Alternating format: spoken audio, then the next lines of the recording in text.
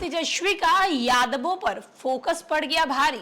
क्या तेजस्वी यादव ने कुछ ज्यादा ही यादवों पर फोकस कर दिया था? इसके कारण तेजस्वी यादव के आज ये हालात हुए हैं। नमस्कार, मैं श्वेता और आप देख रहे हैं न्यूज फॉर।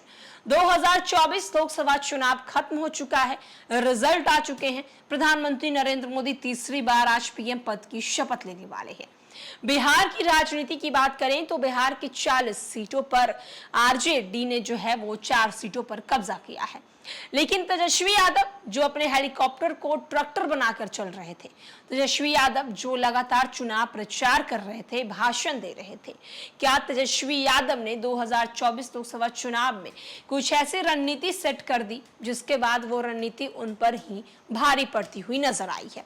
दरअसल हम आपको बताते चले कि 2024 लोकसभा चुनाव के परिणाम के बाद ये चर्चाएं होने लगी है कि सीटों पर लालू और तेजस्वी की पार्टी राजद ने जो है वो लड़ी थी, लेकिन उस पर मात्र 4 सीट पर ही जीत दर्ज कर पाई। आरजेडी को 19 सीटों पर हार का सामना करना पड़ा। अब पार्टी के नेता हार की समीक्षा करने में जुटे हैं। सूत्रों की माने तो लोकसभा चुनाव में तेजस्वी यादव का यादवों पर फोकस पार्टी के लिए भारी पड़ गया।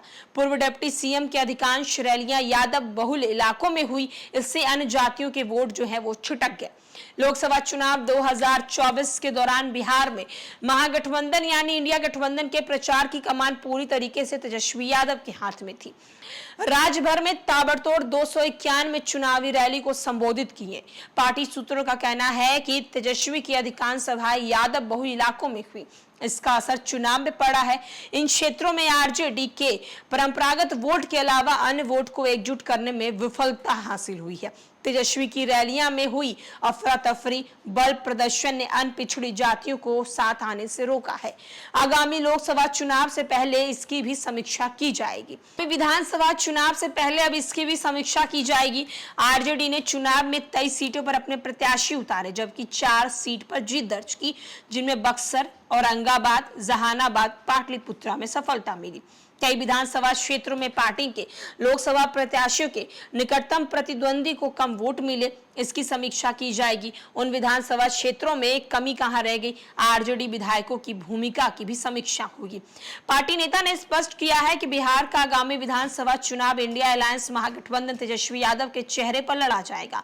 इसके लिए कांग्रेस, तीनों वाम दल और वीआईपी ने भी सहमति जताई है। हालांकि इसकी आधिकारिक घोषणा भी सामने नहीं आई है। तो आप देख सकते हैं 2024 लोकसभा चुनाव के परिणाम से कहीं ना कहीं राजद खुश नहीं है, क्योंकि राजद 23 सीटों पर चुनाव लड़े थे, मात्र 4 सीटों पर जीत दर्ज हुई। कांग्रेस की बात करें तो कांग्रेस ने 9 सीटों पर चुनाव लड़ी थी, लेकिन उनमें से उन्हें 3 सीट जो है वो हासिल हुई है। वहीं दूसरी वाम दलों की बात करें तो वाम दलों ने 5 सीटों पर चुनाव लड़ा था, उनमें से 2 सीट वो हासिल किए थे। वहीं तेजस्वी यादव ने अपनी 3 सीट वीआईपी को दी थी, जिस पर वीआईपी को एक भी सीट हासिल नहीं हुआ। अब इस पर यह चर्चा किया जा रहा है कि आखिरकार तेजस्वी यादव से चूक कहां हुई। 291 रैलियां तेजस्वी यादव ने की है, और इन रैलियों के करने के बाद भी तेजस्वी यादव के हाथ में 23 में से मात्र 4 सीट आए हैं। सवाल उठता है तेजस्वी यादव चूके कहां पर है, और जहां भी तेजस्वी यादव चूके हैं, आने वाले बिहार विधानसभा चुनाव में उस पर ही समीक्षा की जाएगी।